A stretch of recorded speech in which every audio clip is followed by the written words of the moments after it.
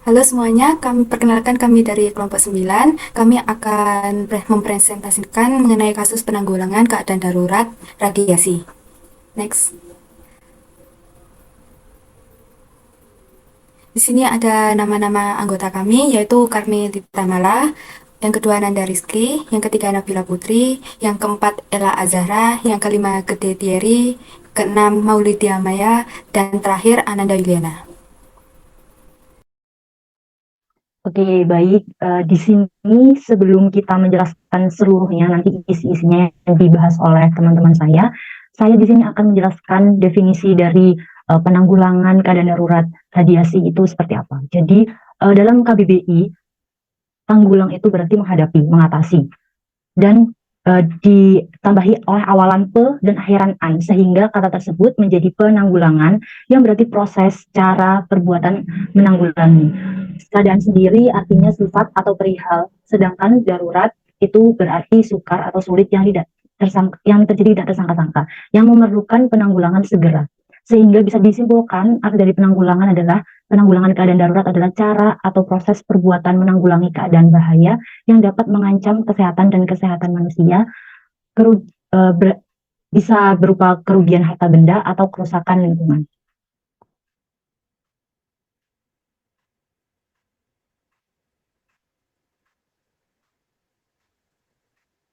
Di sini latar belakangnya berasal dari peraturan Bapeten nomor 4 tahun 2020 pasal 13 yang menjelaskan bahwa petugas proteksi radiasi memiliki tugas dan tanggung jawab untuk melaporkan kepada pemegang izin Bapeten. Jadi dalam peraturan Bapeten nomor 4 tahun 2020 pasal 13 pasti Bapeten setiap rumah sakit memiliki organisasi tersendiri yang memiliki tugas dan tanggung jawab kepada pemegang izin atau yang disebut dengan Bapeten di sini setiap kejadian kegagalan operasi yang berpotensi menimbulkan kecelakaan radiasi. Selain dari Bapeten ada juga dari internasional yaitu IAEA atau Badan Tenaga Atom Internasional memiliki kebijakan proteksi radiasi yakni ALARA atau as low as reasonably achievable.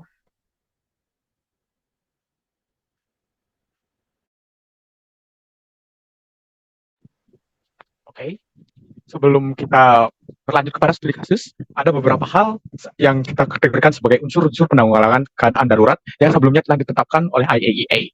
Yang pertama adalah konsep penanggulangan kedaruratan radiasi dikembangkan sebagai sistem untuk mengakomodasi dan memitigasi konsekuensi radiologis dan non-radiologis yang diakibatkan oleh sebuah keadaan kedaruratan radiasi. Yang kedua adalah penanggulangan kedaruratan radiasi terdiri atas dua tahapan, yaitu tahap preparedness dan readiness, di mana ketika sebelum terjadi keadaan darurat, ada keadaan aman. Pemerintah selaku stakeholder menyiapkan peraturan-peraturan dan prosedur-prosedur yang telah disiapkan sebelumnya untuk menghadapi sebuah keadaan kedaruratan.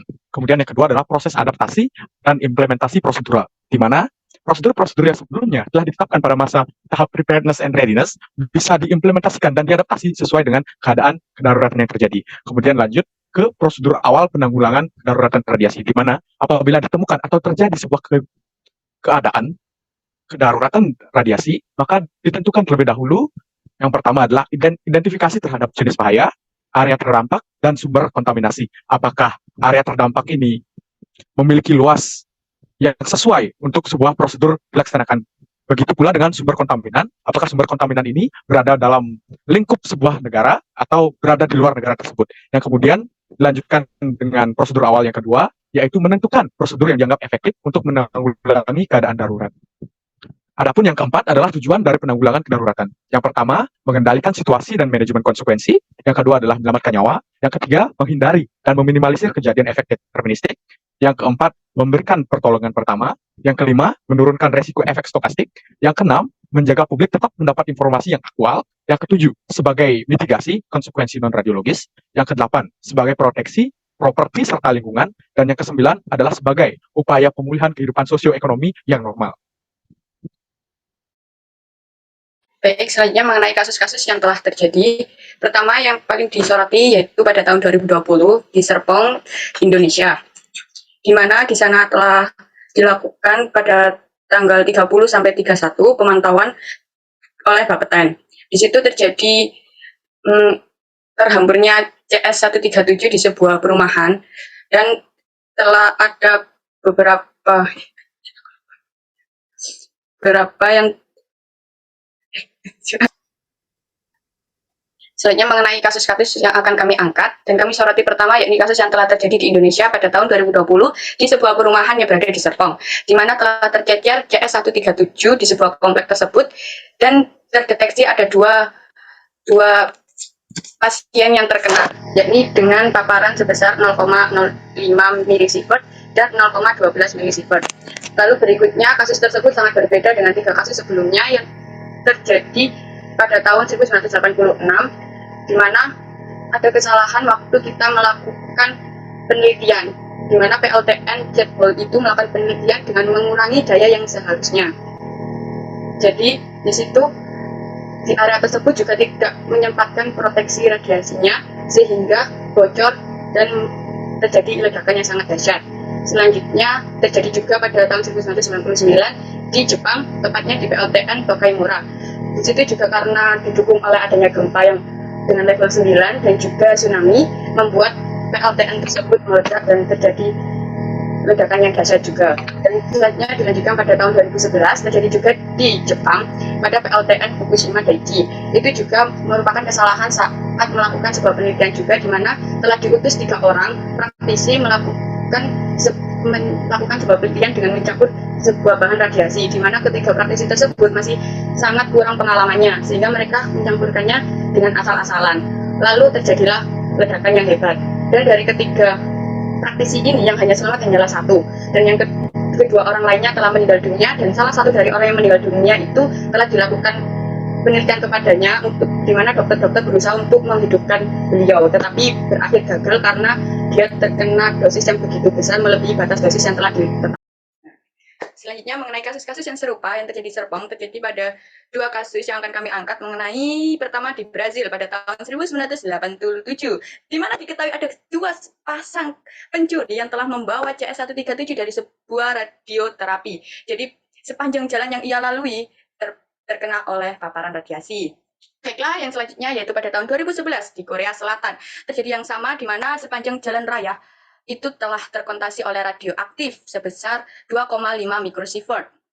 Jadi itulah mengapa harus berhati-hati ya di jalan untuk menjaga ban-ban itu selalu dicek apakah ada radiasi atau bagaimana. Lalu lanjut kedua kasus yang berbeda di tahun yang akhir-akhir ini. Pada 2021 di India telah terjadi penjualan radioaktif secara ilegal dan itu telah melanggar hukum tentu saja ya, jangan pernah ditiru. Dan yang terakhir pada tahun 2023 di Australia, tetangga kita, di sana telah diketahui jatuhnya pil dari sebuah truk. Meskipun hanya 1 pil, tetapi itu tetap berbahaya ya guys. Jadi bila ada mobil yang melewati jalan tersebut, selalu diwaspadai untuk selalu mengecek mobil tersebut apakah di mobilnya terselip pil radioaktif tersebut atau tidak.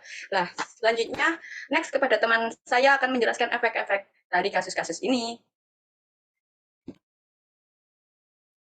Baik, berikut merupakan efek kecelakaan radiasi dari kasus-kasus yang berskala besar. Yang pertama yaitu terjadi kontaminasi pada susu hasil produksi, yang kedua terjadi kanker tiroid bahkan kematian. 2 kasus ini terjadi akibat kasus kecelakaan yang terjadi di fasilitas reaktor nuklir Windscale, Cumberland, Barat Laut Inggris, di mana pemerintah dengan tegas melarang penjualan susu selama 1,5 bulan di area 500 km persegi di sekitar lokasi. Kemudian terdapat 32 orang tewas yang termasuk dalam 260 kasus kanker tiroid dan terdapat 13 kasus kanker tiroid parah. Kemudian efek yang ketiga yaitu lahan pertanian terkontaminasi, yang keempat ternak terlahir cacat, kemudian yang kelima timbulnya penyakit efek radiasi serius. 3 efek ini terjadi akibat dari kasus kecelakaan yang Windscale di Chernobyl, di mana jutaan hektar pada hutan dan lahan pertanian telah terkena kontaminasi. Pada ledakan pertama terdapat 2 korban tewas dan terdapat korban bahkan mendekati jumlah 50.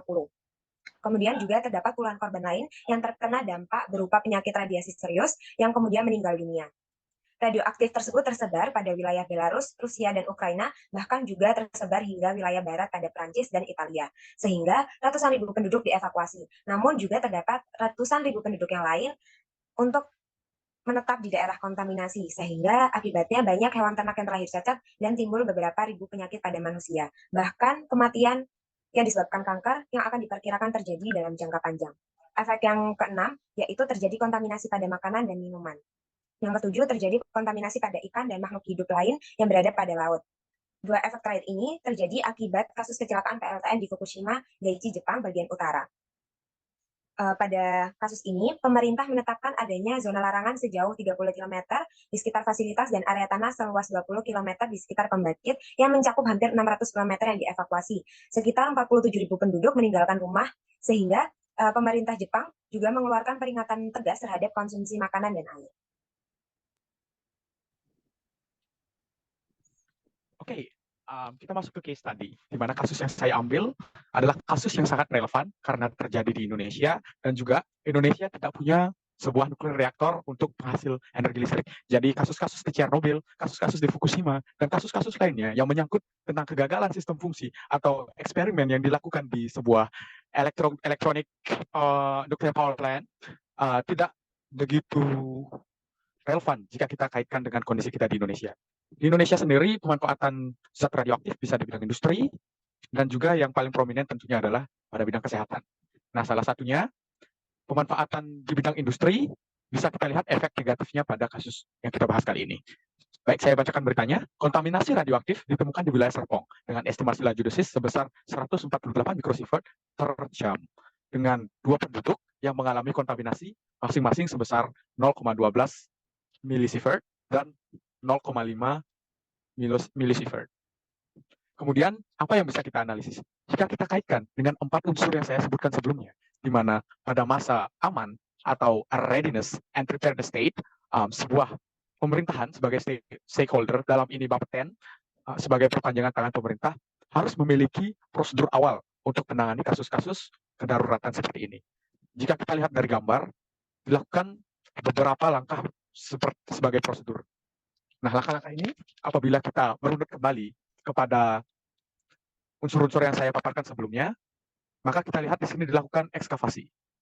Ekskavasi adalah bagian dari pelaksanaan prosedur, di mana untuk mengangkut tanah dari area yang terkontaminasi zat radioaktif, ada beberapa metode. Dan salah satunya, metode yang paling luas dipergunakan adalah metode ekskavasi. Karena dengan metode ekskavasi, daerah terkontaminasi yang dalam area sempit, karena dalam hal ini yang mengkontaminasi tanah adalah beberapa ceceran dari CS137, maka area yang terkontaminasi tidak begitu luas. Maka salah satu cara yang paling efektif sebagai prosedur penanggulangan kedaruratan radiasi adalah dengan melakukan ekskavasi, di mana nanti ekskavasi ini bertujuan untuk memisahkan antara tanah yang terkontaminasi dan yang belum terkontaminasi. Lalu apakah ada cara lain atau prosedur lain yang dapat digunakan oleh Bapeten sebagai stakeholder untuk dapat menangani kasus atau menjadi langkah pertama dalam penanganan kasus kedaruratan radiasi? Tentu ada. Yang pertama adalah wet soil washing, dan yang kedua dry soil washing. Wet soil washing sendiri biasanya dilakukan ketika tanah dalam keadaan basah. Dan yang kedua adalah dry excavating, seperti yang dilakukan pada gambar tersebut. Kemudian, tidak banyak info yang kami dapat tentang bagaimana Bapeten sebagai stakeholder kemudian menindaklanjuti tanah yang telah diekskavasi ini. Namun secara teori ada 3 jenis langkah lanjutan yang bisa dipergunakan untuk meremediasi tanah yang telah terkontaminasi. Yang pertama adalah metode soil washing, di mana tanah yang terkontaminasi kemudian dicuci dalam artian memisahkan tanah yang terkontaminasi dengan CS137 yang mengkontaminasi tanah. Yang kedua adalah heat treating atau memanaskan tanah, di mana CS137 sebagai logam ternyata ketika dipanaskan dapat menjadi uap. Nah, tanah yang dipanaskan ini kemudian pada titik suhu tertentu yang merupakan titik titik dari CS137, di mana CS137 dalam suhu tersebut memiliki bentuk uap, maka uap-uap tersebut kemudian dilakukan penyulingan atau kita sebut proses dari gas menjadi cair atau pengembunan. Nah, embun dari CS137 ini kemudian dikumpulkan sehingga produk-produk yang terbentuk adalah satu CS137 yang sudah diekstrak dan tanah yang sudah terremediasi. Kemudian juga karena masih CS137 dan CS137 logam itu adalah logam, maka tanah dapat diremediasi dengan cara melakukan elektromagnetisasi, di mana dengan bantuan listrik kita bisa membuat magnet yang dapat mengikat CS137 pada tanah. Kemudian yang terakhir adalah metode phytoremediation. Fito sendiri artinya tumbuhan, dan remediation adalah dekontaminasi atau remediasi, di mana dengan memanfaatkan tumbuhan, tumbuhan sendiri dapat menyerap zat-zat radioaktif dari tanah dan menyimpannya di batang, daun, dan ranting, di mana tanaman ini kemudian dikeringkan dan dibuang. Kemudian lanjut ke slide selanjutnya.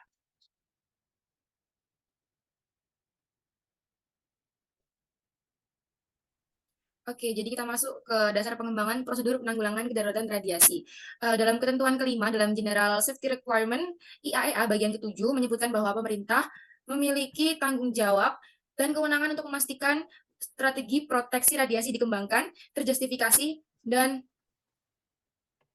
teroptimasi sebagai bentuk kesiapan negara mengambil langkah protektif yang efektif untuk menghadapi bencana nuklir atau kedaruratan radiologi. Strategi penanggulangan kedaruratan radiologi wajib dikembangkan berdasarkan dengan tingkat bahaya dan konsekuensi yang ditimbulkan oleh kecelakaan penggunaan energi nuklir tersebut untuk mencapai tujuan dari penanggulangan respon kedaruratan. Sebuah strategi tersebut merupakan penanggulangan kedaruratan nuklir yang harus dilaksanakan secara aman dan efektif dalam sebuah keadaan darurat dengan implementasi prosedur penanggulangan yang sebelumnya telah ditetapkan sebagai bentuk kesiapan penanggulangan kedaruratan nuklir. Implementasi tersebut tidak hanya terbatas pada prosedur yang sebelumnya telah ditetapkan, namun juga meliputi berbagai tindakan lain yang ditujukan untuk menghindari atau meminimalisir efek deterministik dan meminimalisir efek stokastik serta mitigasi konsekuensi non-radiologis yang ditimbulkan.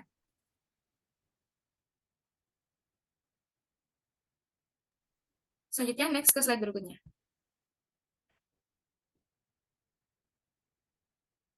Oke, dari sekian pemaparan analisis yang saya dan rekan saya Maulida Maya paparkan sebelumnya, maka sebagai prosedur secara singkat dapat disebutkan bahwa Bapeten melakukan 3 langkah. 3 langkah yang ditempuh Bapeten sebagai stakeholder meliputi 1. Pemindahan dan dekontaminasi seperti yang saya jelaskan panjang lebar sebelumnya. Yang kemudian adalah investigasi terhadap asal sumber kontaminasi. Ini sendiri dapat dikaitkan dengan dasar teori sebelumnya bahwa dalam prosedur awal penanganan kedaruratan radiasi, stakeholder harus mencari di mana asal sumber kontaminasi. Yang ketiga adalah cek kesehatan terhadap warga. Jika dikaitkan dengan data yang telah kami kumpulkan sebelumnya, maka cek kesehatan ini termasuk kepada poin ke-7, 8, dan 9. Di mana dengan cek kesehatan terhadap warga, maka dapat mengakomodasi kepentingan untuk meminimalisir efek stokastik dan kemudian dapat juga membantu memproteksi masyarakat, properti dan lingkungan dari kontaminasi. Kemudian yang ketiga adalah mampu mempercepat kembalinya kehidupan sosioekonomi masyarakat kembali seperti normal. Sebagaimana sebelumnya, sebelum terjadi kedaruratan radiasi. Next slide.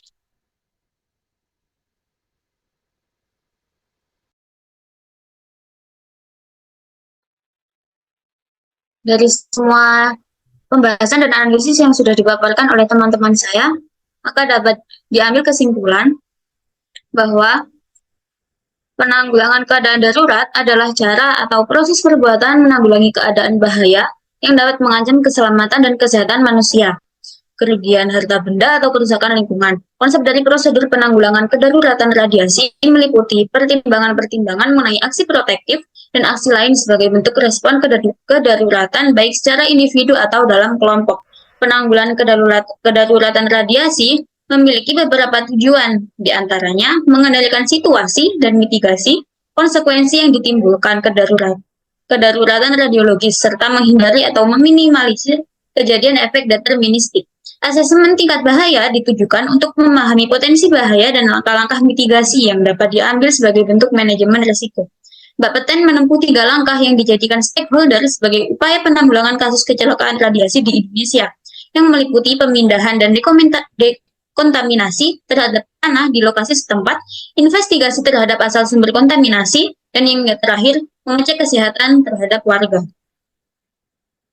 Next.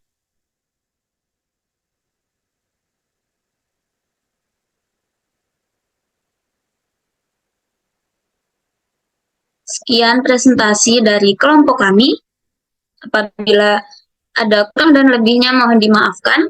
Sekian, wassalamualaikum warahmatullahi wabarakatuh. Terima kasih atas perhatiannya.